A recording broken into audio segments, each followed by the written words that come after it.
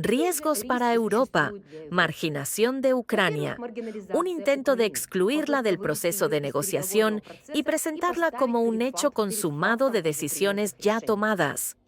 Desdibujamiento del régimen de sanciones. El Kremlin vincula incluso un alto, el fuego temporal, con el levantamiento inmediato de las sanciones. Un precedente para un acuerdo entre bastidores. Fijar las confiscaciones territoriales como base para una futura normalización. La cumbre de Alaska no trata de paz, sino de trasladar la primera línea al ámbito diplomático, donde el Kremlin se siente más seguro. Rusia busca legitimar lo ganado, presentar las concesiones como imposibles y los compromisos como buena voluntad unilateral. Para Europa, no se trata simplemente de negociaciones en un lugar exótico, sino de un posible punto de no retorno en la cuestión del derecho internacional y la integridad territorial de Ucrania. Le représentant permanent des États-Unis auprès de l'OTAN, Whitaker, affirme qu'à l'approche de la réunion, des équipes techniques de Moscou et de Washington discutent déjà de la possibilité d'échanger des territoires et élaborent les termes d'un futur accord. Les médias occidentaux publient des informations et des plans d'initiés contradictoires.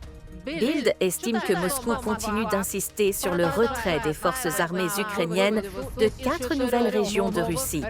Le Wall Street Journal et le Washington Post écrivent que Poutine a proposé à l'envoyé spécial de Trump, Witkov, le retrait des troupes ukrainiennes du Donbass et un nouveau gel de la ligne de front avant l'élaboration d'un accord final. Bolton, ancien conseiller de Trump, est littéralement hystérique, persuadé que ce sommet est une grande victoire pour Poutine. La meilleure rencontre avec le président américain en Alaska pour le dirigeant russe serait, selon lui, un sommet similaire à Moscou.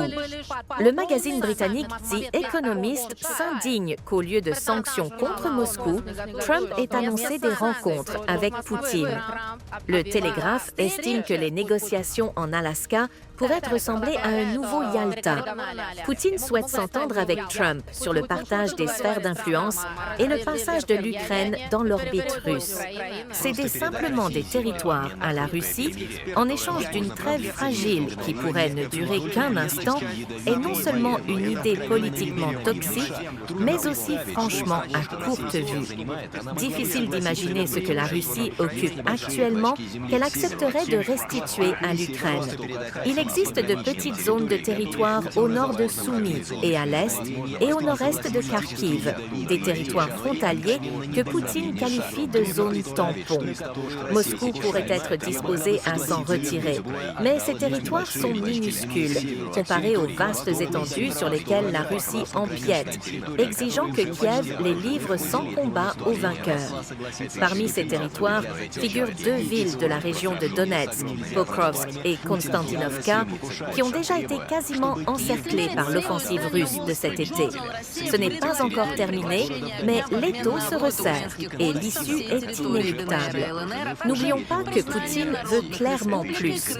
Selon une fuite du Wall Street Journal, la Russie propose un cessez-le-feu en échange du retrait des troupes ukrainiennes de l'ensemble du territoire de la RPD et de la RPL, ainsi que de la reconnaissance de ces républiques populaires et de la Crimée comme territoire russe. Moscou est prêt à fixer la ligne de front actuelle, puis à discuter d'un échange territorial pour obtenir le contrôle total des régions de Kherson et de Zaporijia.